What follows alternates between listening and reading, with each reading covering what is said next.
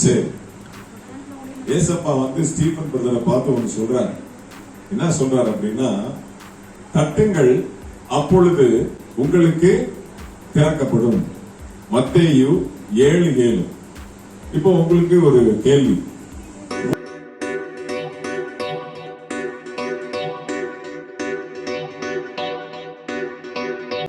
கேட்க போறேன்.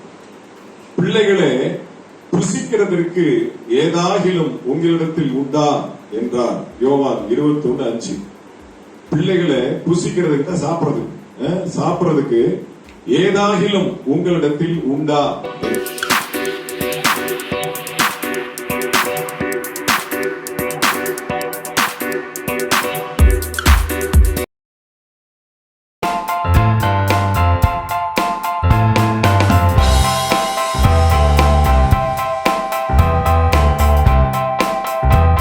சரி, என் வீட்டம்மாவை நான் கூப்பிடுறேன். சோறு கிடைக்கணும்ல? சரி, ஆமா தாயே, நல்ல சீட்டாயிடு. உனக்கு என்ன கொடுக்க போறாரோ? Very good. படி, நீயே படி. மைக்ல படி. இவர்களிலும் அதிகமாய் நீ என்னிடத்தில் அன்பாய் இருக்கிறாயா என்றார். ஒரு கேள்வி. இப்ப எல்லாம் ப்ரோக்ராம் எல்லாம் முடிச்சு சாப்பிட்டு வீட்டுல போய் படுத்து தூங்குறோம். ஏசப்பா எங்க வீட்டுக்குள்ள வர அமுதாவை பார்த்து கேட்கிறாரு, இந்த படுத்திருக்கான் பத்தியா பக்கத்துல புருஷன் ஓட்டப்பல் படுத்திருக்கான் பாரு. இவர்களிலும் அந்த ரூம்ல படுத்திருப்பாரு 2 வாண்டுங்க. அவர்களிலும் இவர்கள் எல்லாரிலும் இந்த அம்மா அந்த ஐயா உட்காந்துருக்காங்க பெற்றவர் மதுரையில இருந்து வந்திருக்கிறாங்க. நான் தான் 2வது தான், அவங்க தான் ஃபர்ஸ்ட். அம்மா எங்க அம்மா வீட்டம்மா பெத்த அம்மா உட்காந்துருக்காங்க. மதுரையில இருந்து காசு போட்டு வந்திருக்கிறாங்க. இவர்களிலும் பெத்த தாய் தகப்பன், கட்டின புருஷன், 2 பிள்ளைங்க, சொந்தம் பந்தம், இவர்கள் எல்லாரிலும் இவங்களெல்லாம் காட்டிலும் இவங்களை விட நீ என்னை அதிகமாய் நேசிக்கிறாயா அப்படின்னு கேட்டா நீ என்ன பதில் சொல்லுவ?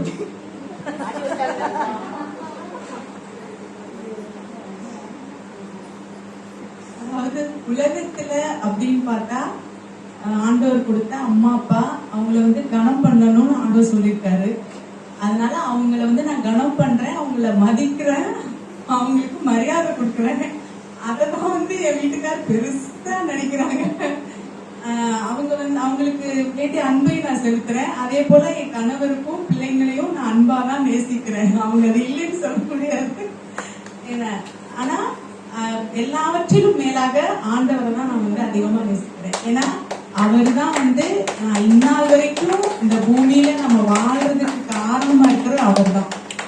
அம்மா அப்பாவை கொடுத்தாரு. அந்த அம்மா அப்பாவுக்கு முன்னாடியே அவர் நம்மளை என்ன பண்ணிருக்காராம் தெரிந்து கொண்டிருக்கிறாருன்னு வேதத்துல இருக்கு. தாயின் கர்ப்பத்தில் நீ உருவாவதற்கு முன்னமே நான் உன்னை தெரிந்து கொண்டேன்னு ஆண்டவர் சொல்லியிருக்காரு.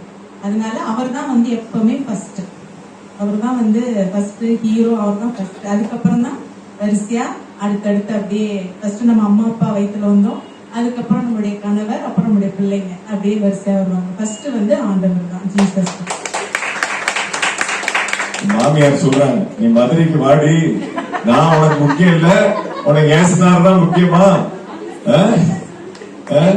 ஐயா சொல்றாரு, வாங்க வாங்க அஜய் மாமா, ஜோரா கை தட்டுங்க, ஜோரா கை தட்டுங்க. Very good. ஏதாவது ஒண்ணு எடுங்க, கொடுங்க. படிப்பீங்களா நீங்க?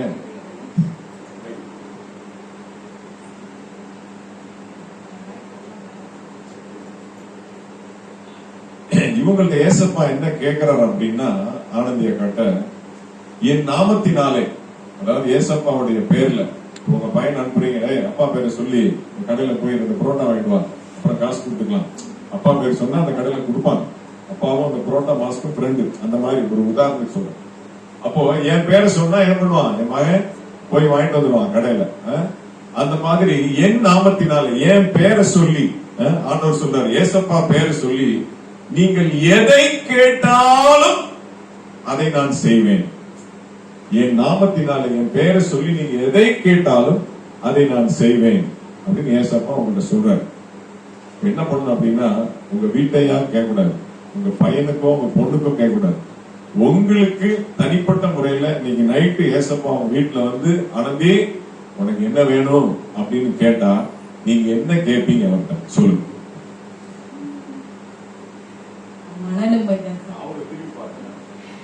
மனநிம்மதி மட்டும்தான் கேட்பேன். எல்லாத்தையும் சந்தோஷமா வைக்கணும். திருப்பி அதே தான், என் குழந்தைங்க நல்லா இருக்கும். அது மட்டும்தான். வேற எதையுமே நான் அவங்களை கேட்கறதே இல்லை, கேட்கவும் மாட்டேன்.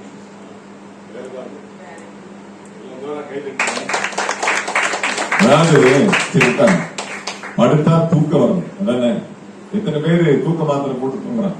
நிம்மதி வேணும் மனுஷனுக்கு. என்ன வேணும்? நிம்மதி வேணும். என்ன இல்லையா?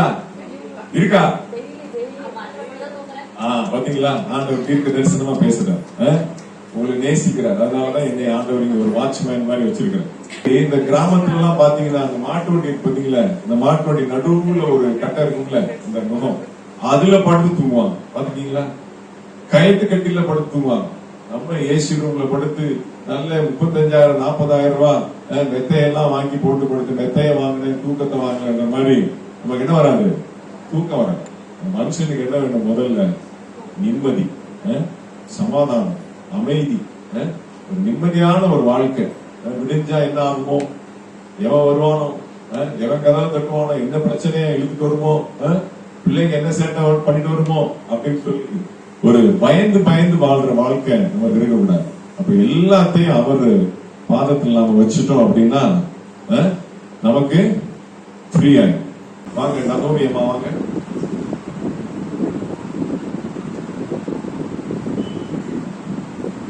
அப்படியே பிபி ஏறிட்டு இருக்கு. ஓ ஓ ஓ என்ன பண்ண போதோ. சரி, இதான் அவங்க எடுங்க. மறுபடியும் அதே தானா? சரி, திரும்பி அந்த ஆடியன்ஸ் பார்த்து நில்லுங்க. ஏசப்பா வந்து உங்க வீட்டுல நின்று ஒண்ணு கேட்கிறார். ஏய் நகோமி, நீங்கள் என்னை யார் என்று சொல்லுகிறீர்கள் என்று கேட்டார். நான் யார் தெரியுமா? நான் யார் உனக்கு தெரியுமா அப்படின்னு ஏசப்பா உங்கள்கிட்ட கேட்டா, உங்களை பத்தி எனக்கு தெரியாத ஆண்டவரே அப்படின்னு என்னென்னலாம் லிஸ்ட் சொல்லுவீங்க. நான் யார் தெரியுமா அப்படின்னு ஏசப்பா வந்து உங்க வீட்டுல கேட்டா நீங்க என்ன சொல்லுவீங்க? பதில் சொல்லு.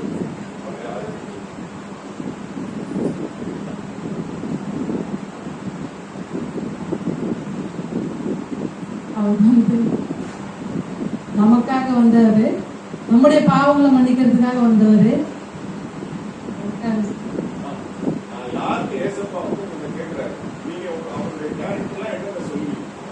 அவர் வந்து அதிசயமானவர், நம்முடைய பாவங்களை மன்னிக்கிறதுக்காக வந்தவர். அப்ப நமக்காக வந்து அவருடைய ஜீவனையே கொடுத்தாரு.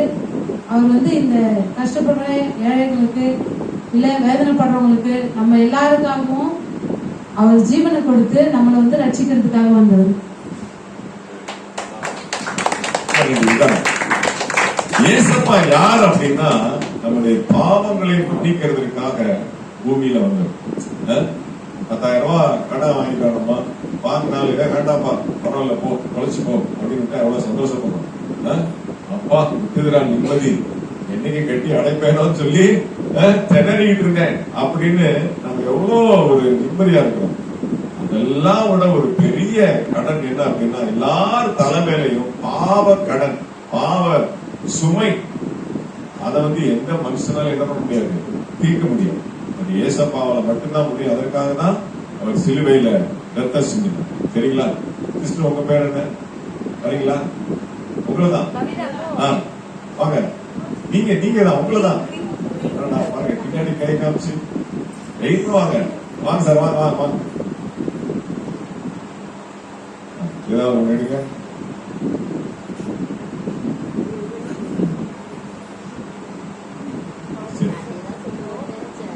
கொஞ்சம் கஷ்டமான கேள்விதான். சரி, ஏசப்பா வந்து உங்களுக்கு என்ன கேட்கிறாரு அப்படின்னா, நான் சொன்ன பதில் இருக்கு. பூமியில பாவங்களை மன்னிக்க ஏசப்பாவுக்கு அதிகாரம் உண்டு என்பதை நீங்கள் அறிய வேண்டும். ஏசப்பா பாவத்தை மன்னிப்பாரு அப்படின்னு உங்களுக்கு நம்பிக்கை இருக்கா?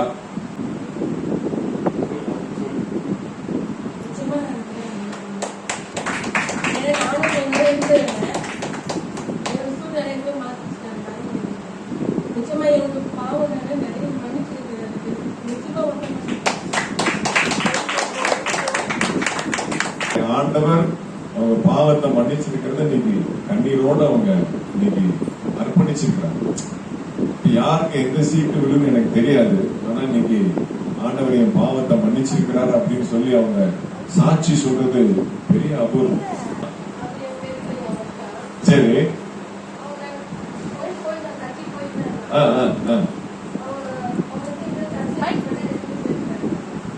சர்ச்சை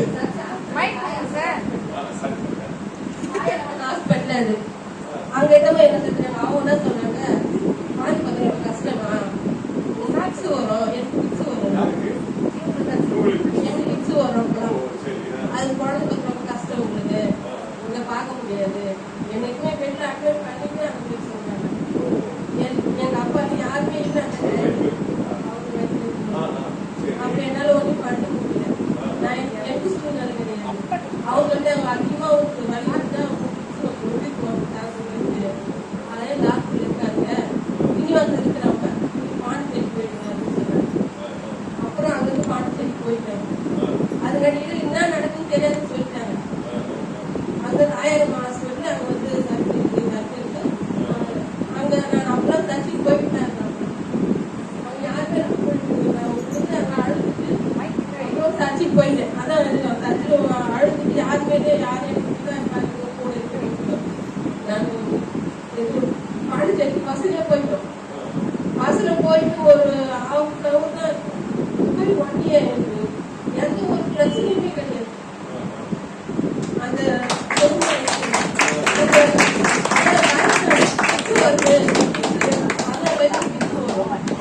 வந்து அந்த வழி தாங்க மிஷின் கிடையாது அப்படின்னாங்க. எனக்கு அங்க எதுவுமே பண்ணல. அவங்க போய் ஒரு ஹாஃப் அன் ஹவர் தான் ஆகும். அதனால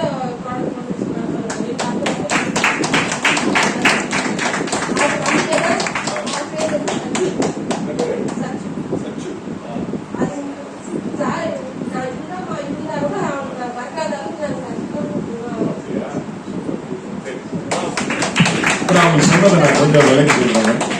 இப்ப அவங்க என்ன சொல்றாங்க அப்படின்னு நான் உங்களுக்கு சிம்பிளா சொல்றேன்.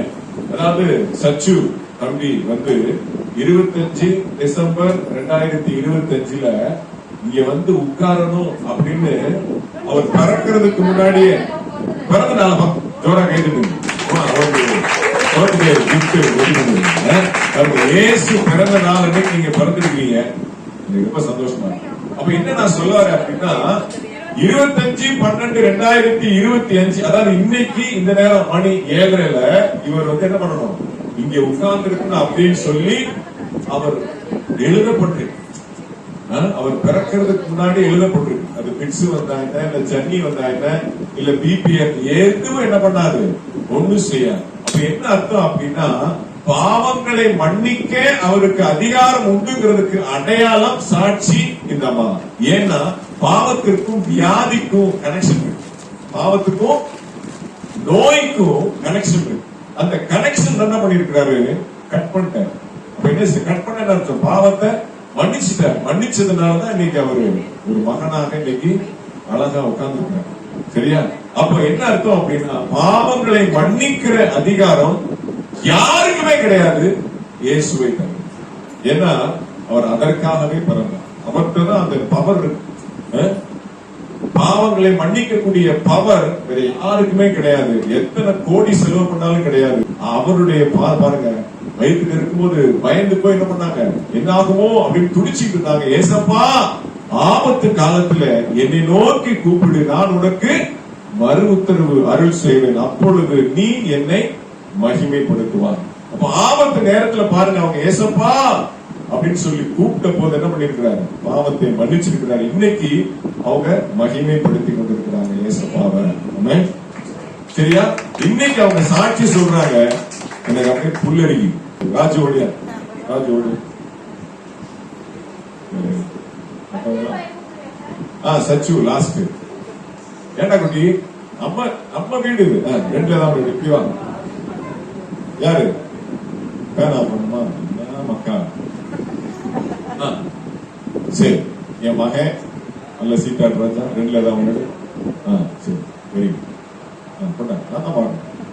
சரி, சூப்பர்.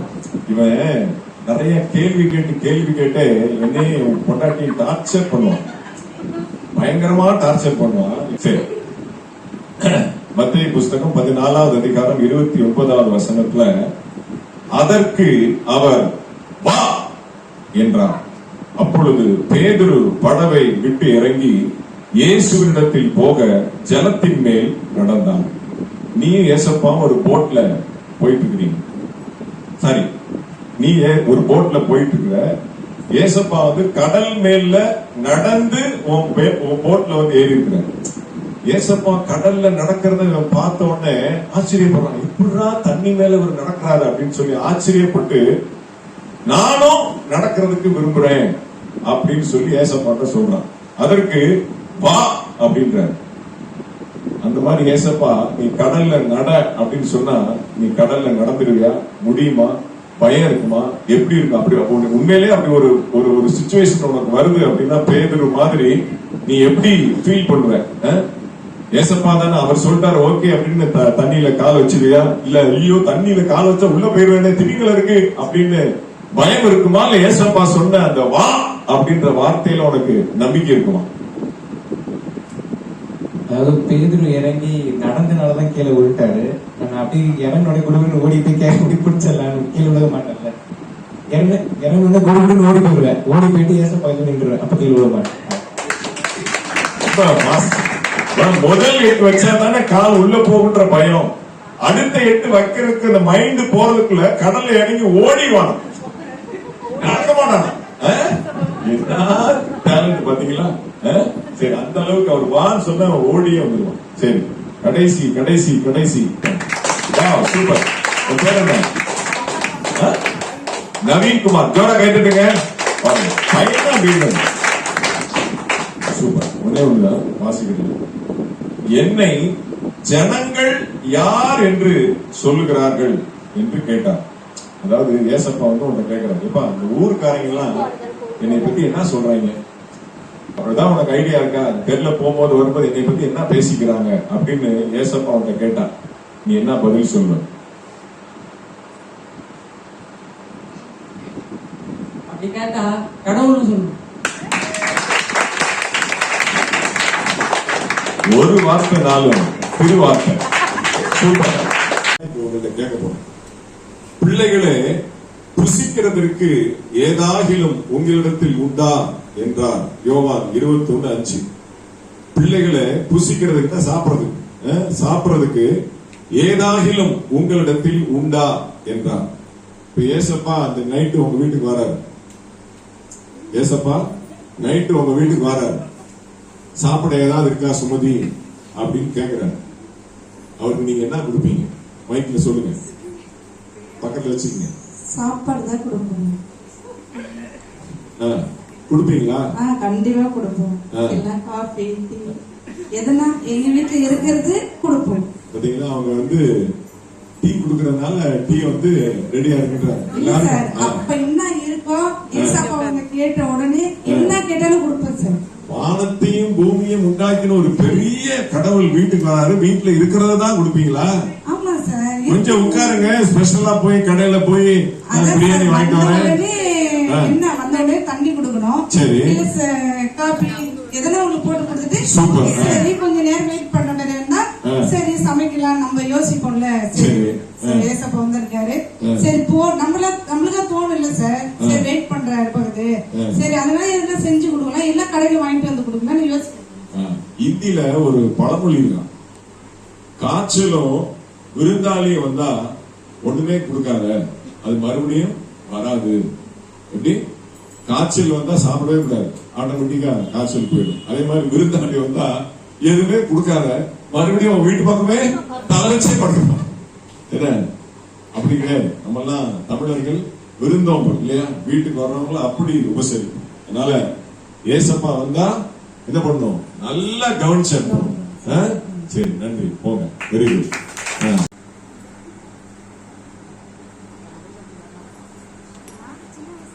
சரி, ஏசப்பா வந்து ஸ்டீபன் பிரதரை பார்த்து ஒன்று சொல்றாரு. என்ன சொல்றாரு அப்படின்னா, தட்டுங்கள் அப்பொழுது உங்களுக்கு திறக்கப்படும். மத்தேயு 7:7. இப்போ உங்களுக்கு ஒரு கேள்வி. 3 ரூம் இருக்கு, 3 ரூமுடைய கதவும் பூட்டிருக்கு, சரியா? ஒரு ரூம்ல பாத்தீங்கன்னா அப்படியே பணம், நகை, காசு அப்படியே கொட்டி குமிஞ்சு, வெளியில போர்டும் போட்டுருக்கு, இத தட்டுன ஸ்டீபன் தட்டு, நீ உள்ள போனேன்னா காசு பணம் உனக்கு எவ்வளவு வேணுமோ சரி அள்ளிட்டு போய் அந்த ரூமே நீ காலி பண்ணிக்கலாம் அப்படின்னு சொல்லி ஒரு ரூம்ல போட்டு. 2வது ரூம்ல என்னன்னா பதவி, அதிகாரம். பாத்தீங்கன்னா இப்ப 2020 பாருங்க, 26ல எத்தனை பேர் போட்டிட்டு இருக்காங்க. 2 முனை போட்டி, 3 முனை போட்டி, 4 முனை போட்டி அப்படின்ட்டு போய்கிட்டே இருக்கு இல்லையா?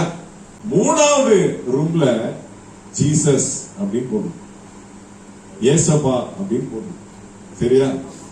இதுல என்ன ஸ்பெஷல் அப்படின்னா, ஒன்ன திறந்து எடுத்துட்டு அடுத்தது கண்டிப்பா கிடைக்கும், ஏதாவது ஒண்ணுதான். 3ல ஏதாவது ஒண்ணுதான், சரியா? இப்போ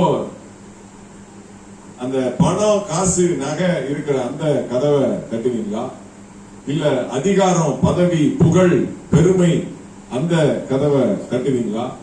அல்ல உள்ள வெறும் பார்த்து தாடி மீசையை வச்சுக்கிட்டு அப்புறாணியா இப்போவோ அப்போவோன்னு சொல்லி அப்படின்ட்டு ஏசப்பா உட்கார்ந்து இருக்கிறார். உங்களுக்கு எது வேணும்? எதை நீங்க, எந்த ரூம் கதவை நீங்க தட்டுவீங்க? ஏன்? அதுக்குரிய விளக்கத்தை சொல்லு. நான் வந்துட்டு அந்த 3 ரூம்லயுமே வந்துட்டு எனக்கு வந்து எதை தட்டுவேன்னா ஜீசஸ் அந்த ரூமை தான் நான் தட்டுவேன். ஏன்னா முதல்ல வந்து இந்த சொல்றேன், எதுக்கு சொல்றேன்னா, அந்த ஆண்டவருடைய அந்த ரூமுக்கு போயிட்டாலுமே பைபிள் தான் அந்த எக்ஸாம்பிள் வந்து பைபிள். அந்த பைபிளை வந்துட்டு நான் வந்து ஒரு தடவை முழுவதுமா படிச்சுட்டேன், இப்ப 2வது வந்து பாதி முடிச்சுட்டேன். அந்த வார்த்தையை படிக்க நம்ம நான்லாம் ஃபர்ஸ்ட் எல்லாம் ரொம்ப கோவப்படுவேன். ஏன்னா உண்மை என்ன காரணம்னு சொல்றேன், பைபிளை படிச்சுனா என்னுடைய மாற்றம். நான் நிறைய கோவப்படுவேன். இந்த பைபிள் படிச்சதுக்கு அப்புறம் வந்துட்டு ரொம்ப அந்த பொறுமை வந்து நிறைய வந்திருக்கு. இன்னும் 100% வரல, அதை நான் ஒத்துக்கிறேன். ஆனா 95% நான் மாறி இருக்கேன். அதுக்கு முக்கிய காரணம் பைபிள். அது வந்துட்டாலுமே எல்லாமே மாறிடுது. நான் எவ்வளவு கோவப்பட்டிருக்கேன், அதே மாதிரி அடுத்தவங்க கிட்ட பேசுற விதம் எல்லாமே அந்த பைபிள் படிச்சதுனால நிறைய மாற்றங்கள். நான் அடுத்தவங்கிட்ட பேசும்போது கூட இந்த பைபிள் படிக்கணும், அவ்வளவு அண்மையா பேசணும். அதுக்கு காரணம் வந்துட்டு நான் பைபிள் படிச்சது தான் காரணம். நம்ம கம்பெனில கூட, எங்க கம்பெனில கூட வந்துட்டு சொல்லுவாங்க, அவ்வளவு அன்பா ஒரு பொறுமையான மனிதன். எல்லாமே நான் பெருமையா சொல்லல, அவன் வந்துட்டு கோவமே படமாட்டான் அப்படின்னு சொல்லியிருக்காங்க. அதுக்கு காரணம் ஆண்டவர்கிட்ட நான் உண்மையா சொல்றேன். எங்க குடும்பத்துல வந்துட்டு ஃபர்ஸ்ட் எல்லாம் வந்துட்டு நான் கோவப்படுவேன். எங்க எல்லா குடும்பத்திலுமே தெரியும், எங்க மாமியார் குடும்பத்திலும் தெரியும். ஆனா அவ்வளவு வந்துட்டு இந்த பைபிள் படிச்சதுக்கு அப்புறம் என்கிட்ட நிறைய மாற்றங்கள், என் அக்கா, தங்கச்சி, சிஸ்டருங்க, அண்ணன் எல்லாமே சொல்லியிருக்காங்க. அது முக்கிய காரணம் நான் பைபிள் படிச்சதுனால தான். அப்ப இந்த பைபிள், இந்த ஏசப்பா ரூமுக்கு நான் போனதுனால என்கிட்ட நிறைய மாற்றங்கள் வந்திருக்கு. அதுக்கு காரணமும் நான் இதுதான், ஆண்டவருடைய வார்த்தைகள் மட்டும்தான் என்னை மாத்திருக்கு. அதுக்காக தான் ஐயா சொன்னது, எந்த ரூம் என்ன தொடர்ந்து இந்த ரூமுக்கு போனா அந்த நல்லொழுக்கம் மட்டும் கிடையாது, பணம், பதவி எல்லாமே கிடைக்குன்ற எனக்கு நம்பிக்கை இருக்கு. அது முக்கிய காரணம் அந்த ஆண்டவருடைய வார்த்தை மட்டும்தான். கட்டத்தாமல் ஆசீர்வதிப்பார்.